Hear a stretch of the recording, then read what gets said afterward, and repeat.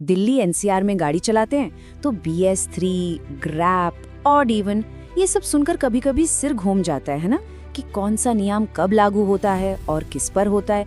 तो चलिए आज इसी कंफ्यूजन को दूर करते हैं और एकदम आसान भाषा में समझते हैं, खासकर BS3 गाड़ियों से जुड़े नियमों को।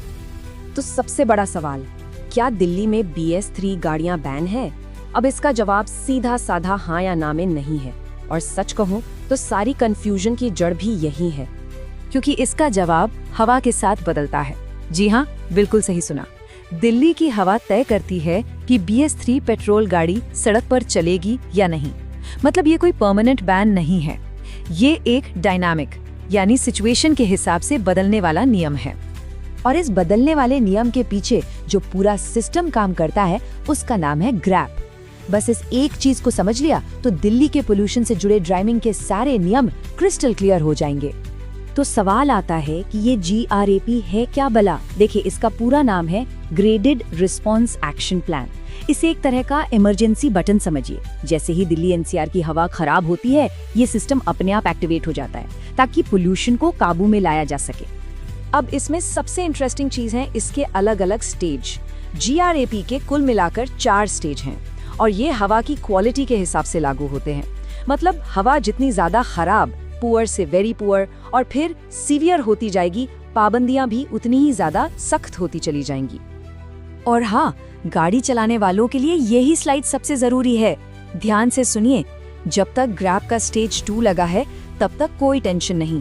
BS3 पेट्रोल और BS4 डीजल गाड़ियां चल सकती हैं। लेकिन खेल बदलता है स्टेज 3 पर। जैसे ही हवा सिवियर यानी गंभीर कैटेगरी में जाती है और स्टेज 3 लागू होता है, इन गाड़ियों पर फौरन रोक लग जाती है। बस यही वो पॉइंट है जो सबको याद रखना है। तो ये तो हो गई टेम्पररी बैन की बात, जो हवा के हिसाब से लगते हटती रहती है। पर एक सवाल मन में आता है कि आखिर BS3 गाड़ियां ही हमेशा निशाने पर क्यों रहती है? इसको समझने के लिए हमें थोड़ा सा पीछे चलना होगा, एक परमानेंट नियम को देखने के लिए। वही बात, आखिर ऐसा क्या है इन BS3 गाड़ियों में कि बार बार बात इन्हीं पर आके रुकती है? क्या है इनकी कहानी? इसकी जड़ जुड़ी है सुप्रीम कोर्ट के एक बहुत बड़े फैसले से। तारीख थी 1 अप्रैल 2017। इस दिन सुप्रीम कोर्ट ने पूरे देश में किसी भी नई BS3 गाड़ी की बिक्री और रजिस्ट्रेशन पर रोक लगा दी। मकसद था देश को जल्दी से क्लीनर फ्यूल मतलब BS4 की तरफ शिफ्ट करना। और बस उसी दिन से BS3 एक पुरानी टेक्नोलॉजी बन गई। ठीक है, तो अब तक हमने 2 चीजें समझी, एक GRAP वाला टेम्पररी बैन और दूसरा 2017 का परमानेंट सेल्स बैन। लेकिन कहानी यहीं खत्म नहीं होती। दिल्ली NCR वालों के लिए एक और बड़ा नियम है और इसका GRAP से दूर दूर तक कोई लेना देना नहीं है। ये एक अलग ही परमानेंट एंड ऑफ लाइफ वाला नियम है और ये सिर्फ और सिर्फ दिल्ली NCR में लागू होता है। इस पर ना तो GRAP के स्टेज का कोई असर पड़ता है, न ही गाड़ी की BS रेटिंग का। ये नियम हमेशा 24 घंटे लागू रहता है और ये नियम सीधा सा है। दिल्ली NCR में कोई भी पेट्रोल गाड़ी, फिर चाहे वो किसी भी BS रेटिंग की हो, 15 साल से ज्यादा नहीं चल सकती। जैसे ही 15 साल पूरे हुए, उसका रजिस्ट्रेशन खत्म। और अगर गाड़ी डीजल की है तो नियम और भी ज्यादा सख्त है। डीजल गाड़ियों के लिए ये लिमिट सिर्फ 10 साल है।